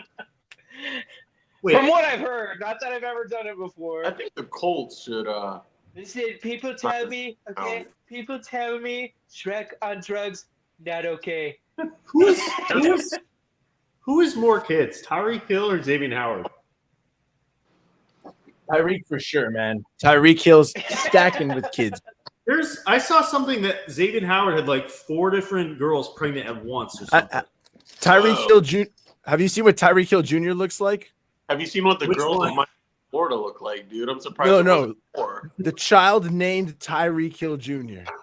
I'll look it up. Does he look like him? It looks exactly like Tyreek. Probably fast. Also, welcome, Beerly's folks, Beerly gentlemen. Thank you for having me on. Sorry for those little errors and technical difficulties in the beginning. It's all good, dude. We missed I you. only have one beer. I miss you, gentlemen, as well. That looks big enough to be counted as 2 beers, bro. That is a giant Corona. That's a thick one.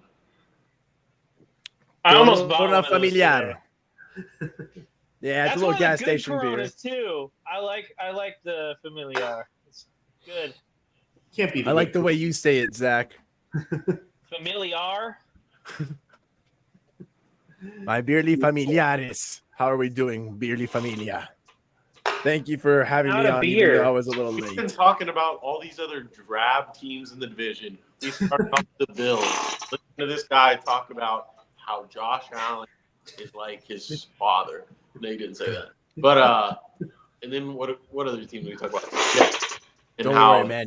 best team ever now that Aaron Rodgers is healthy. And then we talked about the Patriots, and Kerry was like, they're going 21-0. So let's buckle in, talk some real football with a real football team, the Miami Dolphins, dude. Yeah. At Fins Up 76 or whatever your name was, if you're still here, we're finally talking about your team an hour later. Hey, man. We're glorious.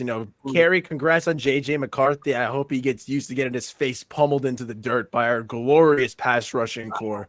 Because we got Unfortunately, they Mr. didn't Chop draft Robinson. No, not J.J. McCarthy. Drake May. Drake May. Whatever. Same white guy. Honestly, he'll be gone from New England in a year or two, so it doesn't really matter. That's another swing and a miss from the Pats. So I'm already conditioned to forget his name. I'll be remembering Chop Robinson slamming him into the ground twice a year, 3 times a year. Nice.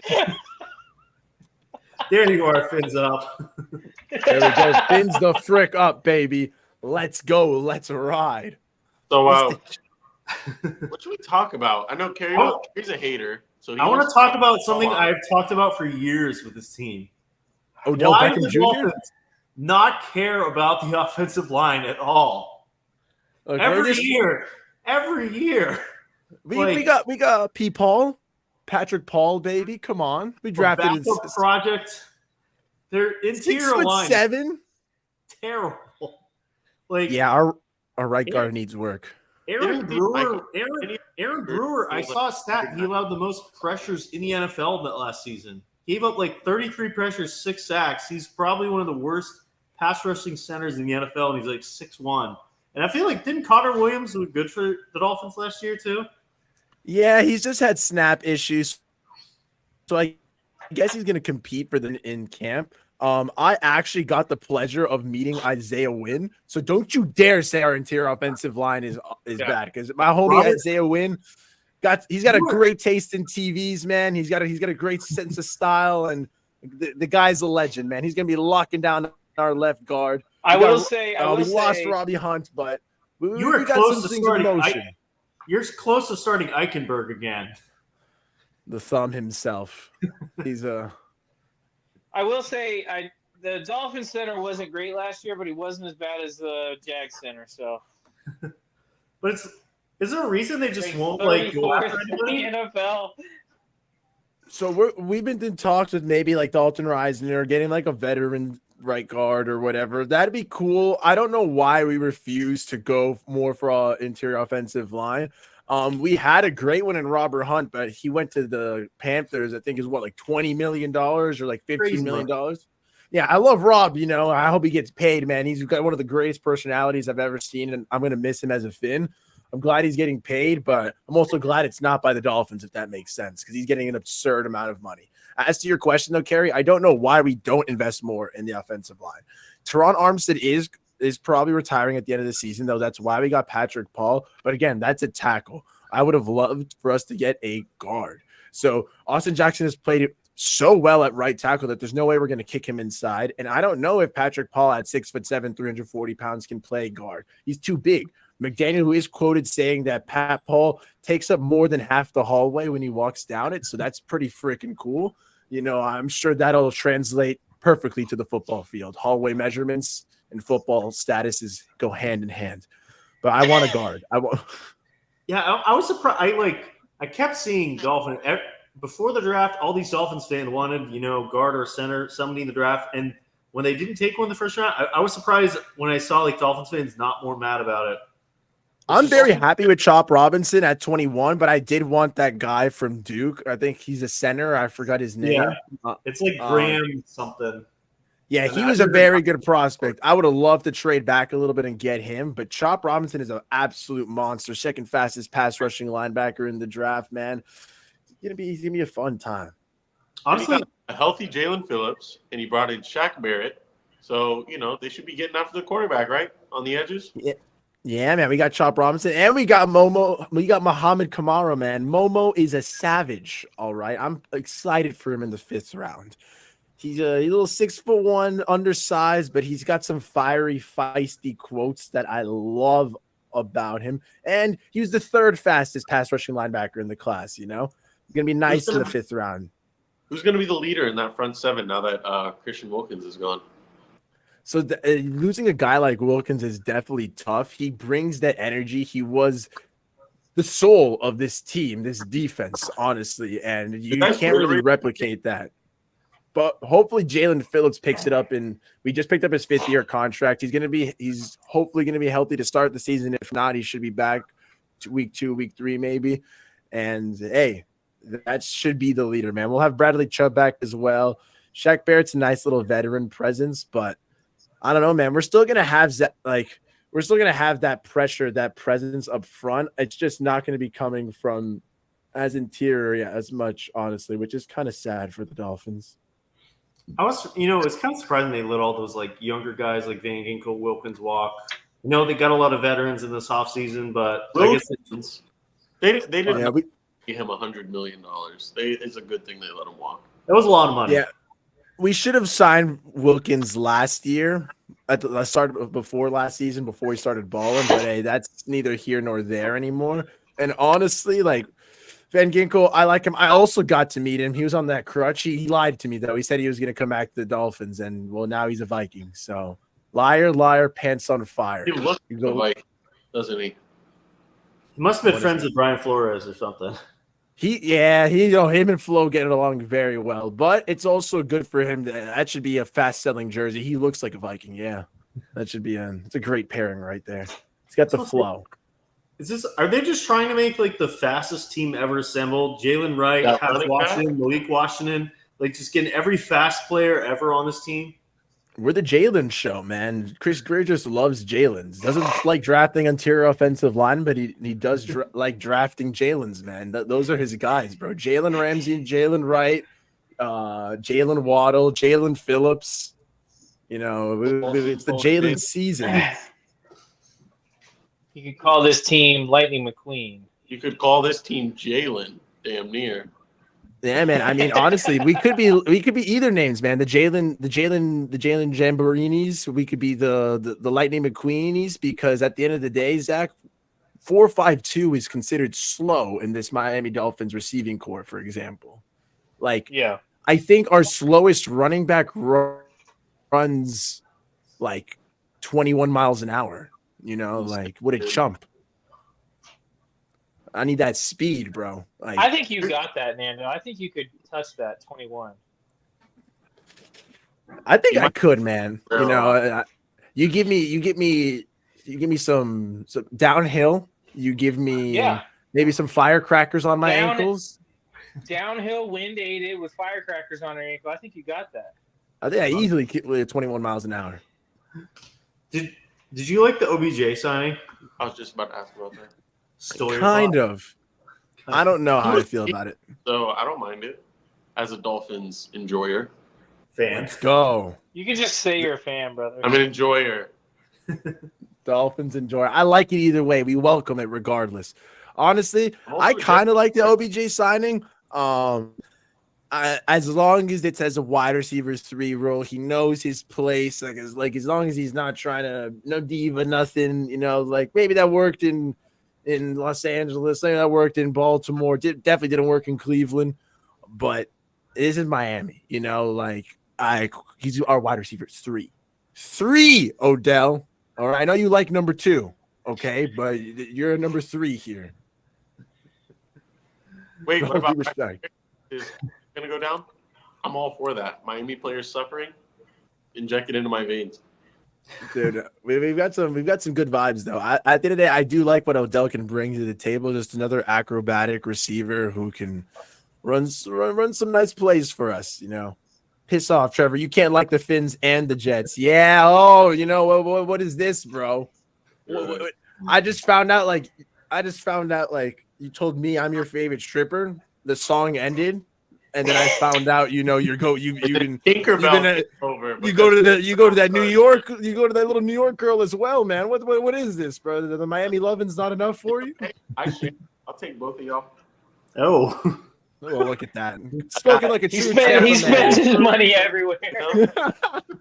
He's in other clubs as well, Nando. Don't let him deceive you. I got 2 holes for a reason, brother. goodness.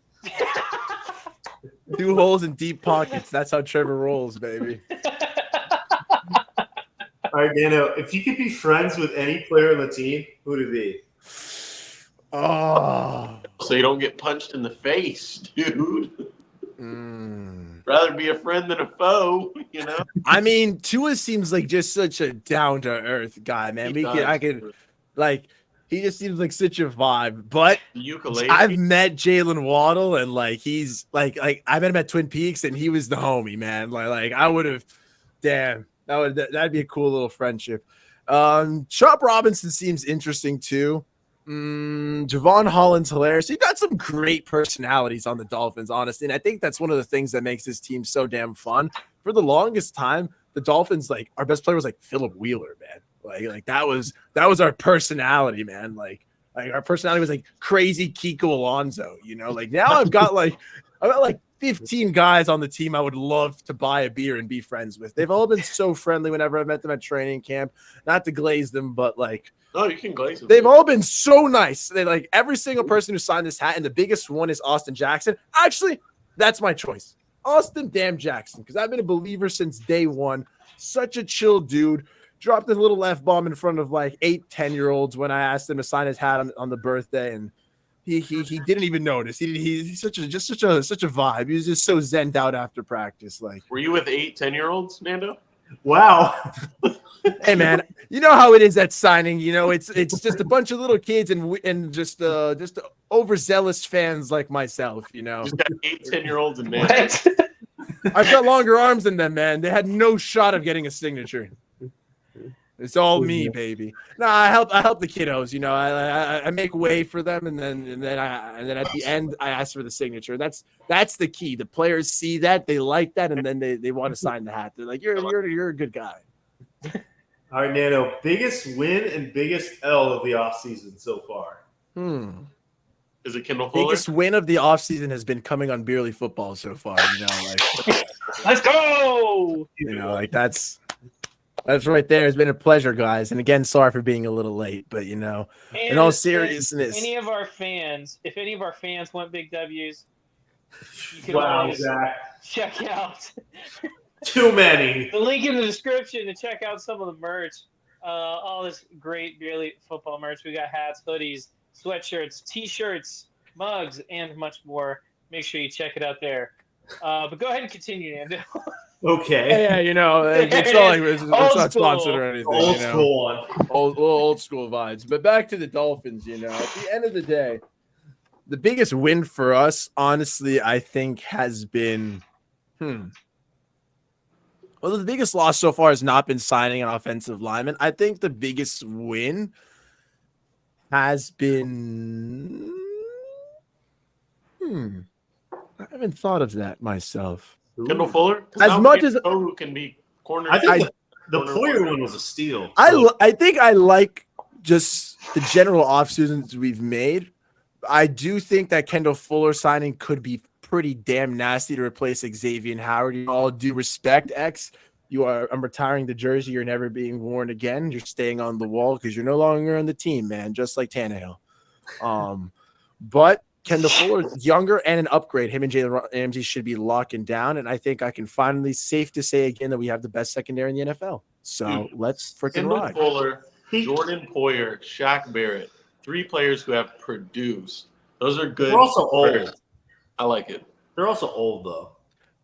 Yeah, they're a little older, but that's what championship teams do, Kerry. You load up on veterans. You load up. That's true. Speaking of the guy you just mentioned, I've seen this a few times, and I don't know how reliable this is being. What are your thoughts on Ryan Tannehill returning as a backup quarterback? Give me Matt Moore before you give me Ryan Tannehill. Man, that jersey is a youth large, and if Ryan Tannehill came to the Dolphins, I would wear that to the home opener, man. That would be so damn fun. I would love to rock that Tannehill jersey one last time, man. It's not for Mike White. Like, Mike White's whatever, bro. Like, honestly, the fact that when we were up fat, we put him in and he threw a pick, that kind of rubbed me the wrong way, you know? Like, I get it. We didn't really need it, but it's also like, wake up, bro. Like you're the backup quarterback to what's supposed to be a good team. I need you dialed in, sharp at all times. Like, say what you want about Matt Moore, but that man was locked in every game.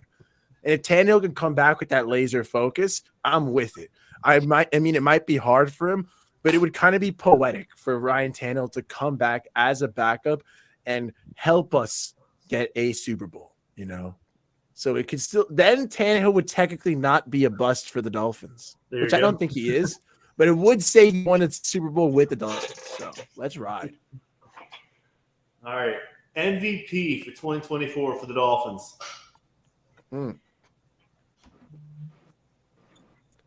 I really think it's going to be one of our Jalen's, either Waddle or Phillips. Both got their fifth year option picked up.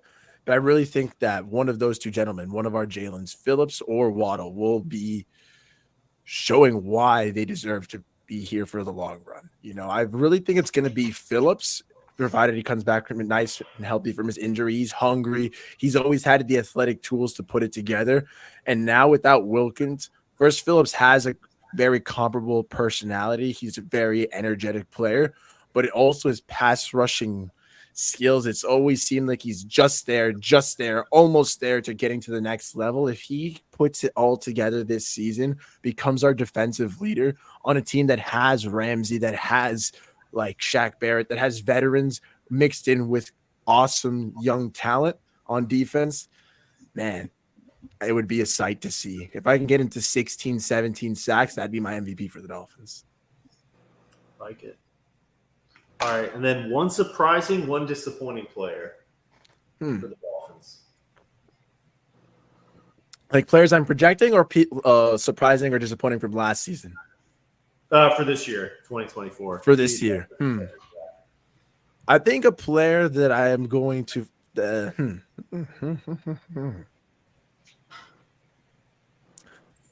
I think we're going to get a lot. People are going to be very surprised at how Devon Achane still continues to just solidify himself in this running back group. We brought back Raheem Mostert. We drafted Jalen Wright, and some people might be thinking, oh, it's not a lot of trust in Devon Achane. I think it's quite the opposite. I think we're getting ready to let Mostert start dialing himself back, easing his way off into the sunset while we prepare for a 1-2 punch of Achane and Jalen Wright. Just speed and more speed, some little lightning and thunder, but speedier. I don't know. The point I'm trying to get at, though, is that despite all these changings to our running back field, I still think that Devon Achane is going to solidify himself as the front runner of a very, very talented Miami Dolphins rushing attack. Like, I'm excited for his year 2. So, a disappointing player, though? I'm a positive guy. You've painted me into a weird pickle, Carrie. You know, I guess if I've got to pick someone who I'm going to think is disappointing, I could say it's Jordan Poyer because he's a former Bill. So, you know, and it's like, hey, man, Rachel Bush, you should focus more on me, not so much on Mr. Poyer. He's a little older. I'm more of a Miami legend than Mr. Poyer is at this point. But disappointing, I'll challenge him. I will be disappointed in Mr. Tua if he is not the passing leader again. Ooh, fuck off. I want him to continue on that success. I want him to get his big boy money. I don't care how much you got to pay him. I want him to prove everyone wrong. Prove me wrong. I think he can do it. But in this one scenario, I'm saying you will disappoint me unless you are the passing leader in yards, hopefully in touchdowns, hopefully leading a top-ranked offense. If you don't do that, Tua, I will be disappointed. Also, the fact that there's a player in the roster named Storm Duck is incredible. Nice. I'm buying his jersey right now. Storm Duck? Storm Duck. Rookie from Louisville. This guy is a certified legend. Miami Dolphins, I'll pay his contract if you need to. Don't cut him. If they're starting cornerbacks like by the end of the season, are Storm Duck, and then who's that white cornerback? What's his name? Ethan something. That would be Ethan Bonner or Bonnet. Oh, he's a legend. That's one of the greatest quotes from Tyreek Hill. Is Jalen Waddle the second fastest person on the team? Nope. Third. My boy Ethan. Beautiful. Ethan.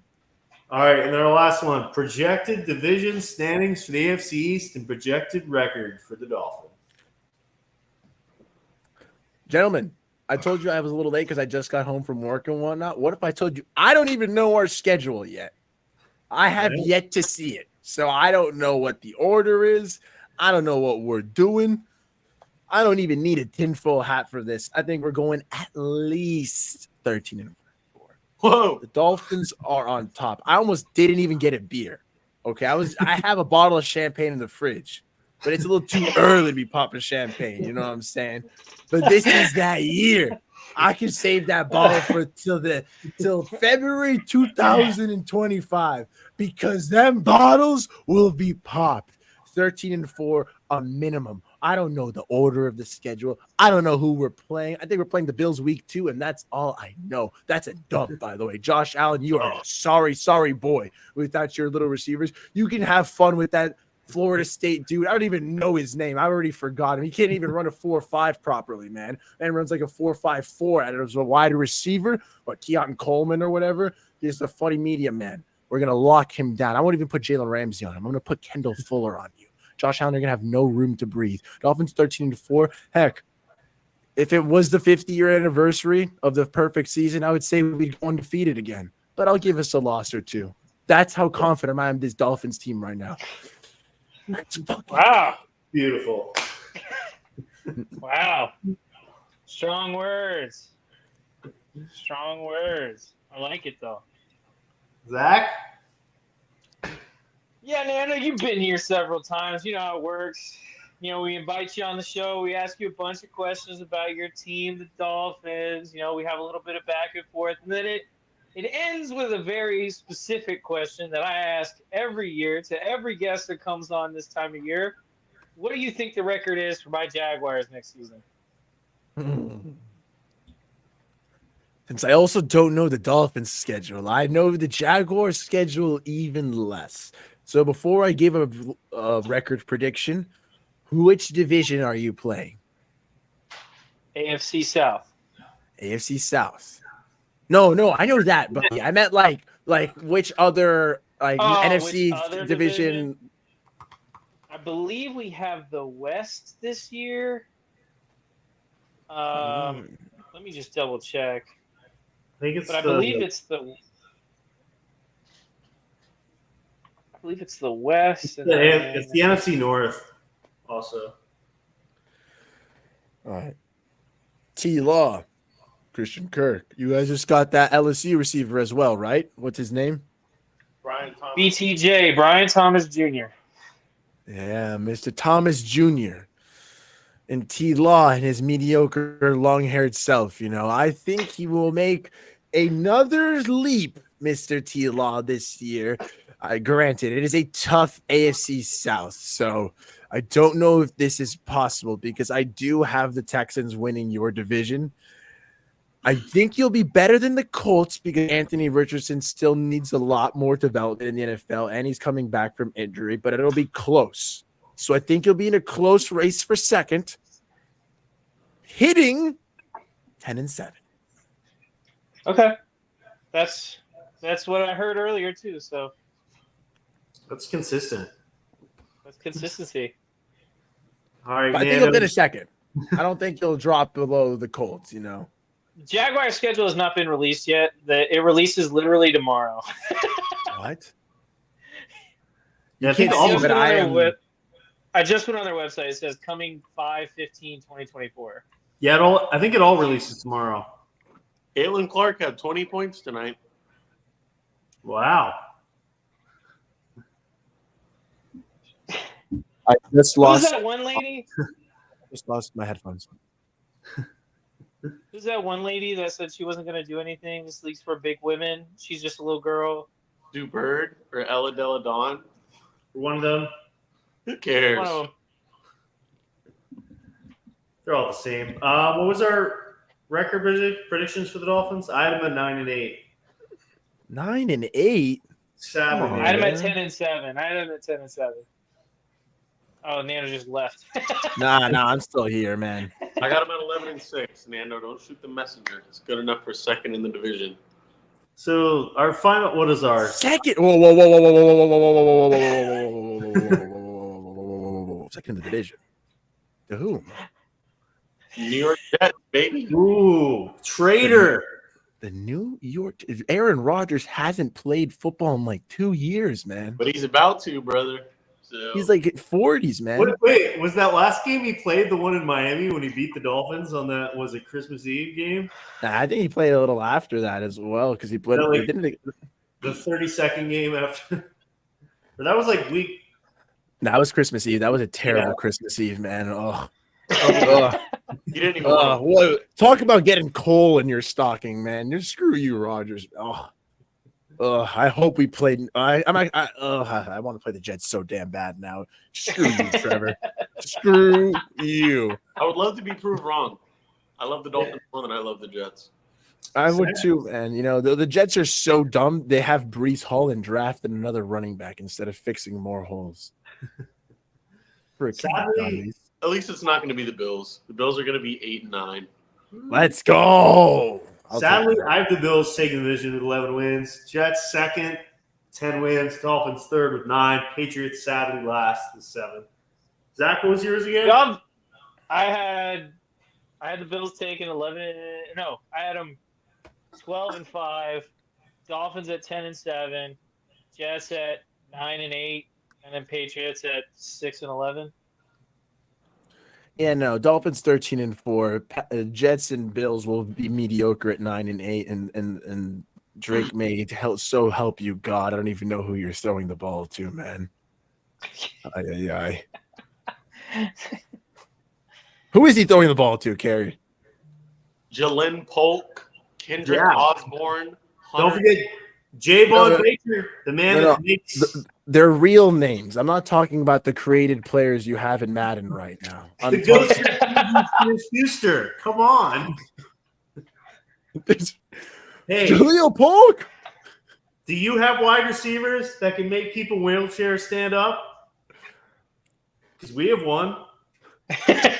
According to him. That's my favorite quote of the year. Nah, man. Muhammad Kamara, baby. That's my favorite quote of the year. All 31 other teams, look out, because the way I'm about to play against these guys, you should have picked me before. That's just the type of perfect person I am. So respect to those guys. I'm grateful for Miami picking me up. But I know what I'm going to bring to the field, and every other team has to see me, no matter how short I am. I want to go to a Dolphins game this year, dude. Do it. Do it. No, I will welcome you with arms wide open. Jets game. With arms wide open. Zach, that was Beautiful. perfect. All right, Nando, where can we find your Dolphins positivity all the time? You Every can find me at Nando. All the Dolphins positivity, the vibes, the energy. We are a pumping and a flumping, a going and a growing. Thanks to helpful, awesome friends such as the Beerly Football Podcast and everyone who supports Nando Talk.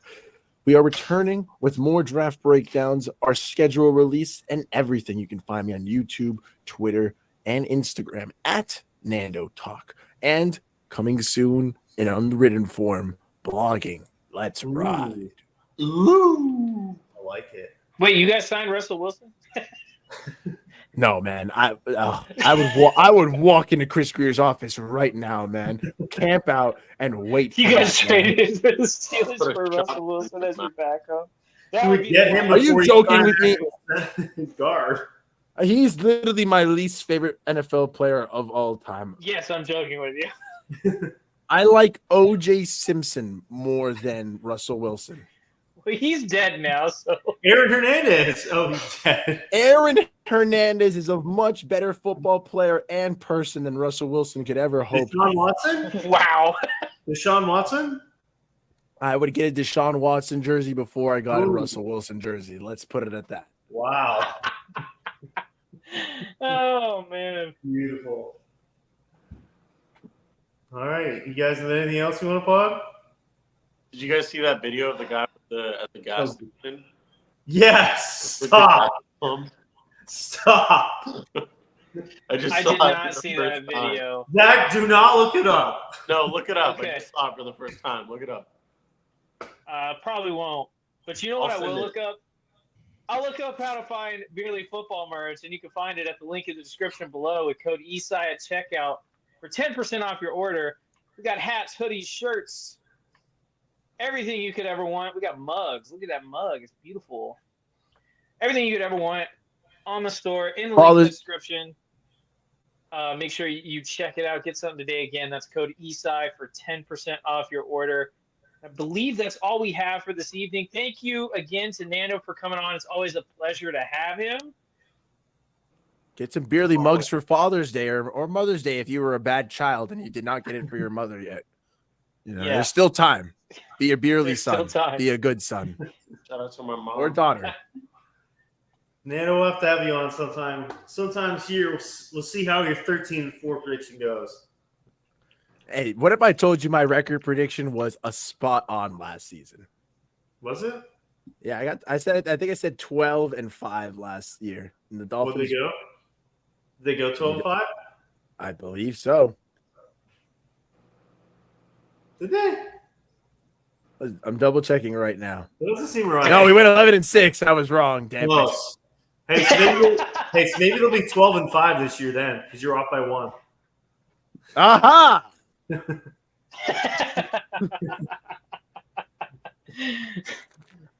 Alrighty, well, thank you again to Nando for coming on. Thank you again to everyone who watched live or is listening later on Apple, Spotify, anywhere you can find your podcast. And that is all we have for tonight's show. Again, you can follow all of us on Twitter at BeerlyZach, me at BeerlyCarey, right over there. You have at Beerly Trev Scott down in the bottom corner, and at Nando Talk. He's a great Twitter follow, especially if you're a big Dolphins fan. Thank you again for listening or watching, and we will see you guys next week. Thank you for having me on, gentlemen. Louise. Sure.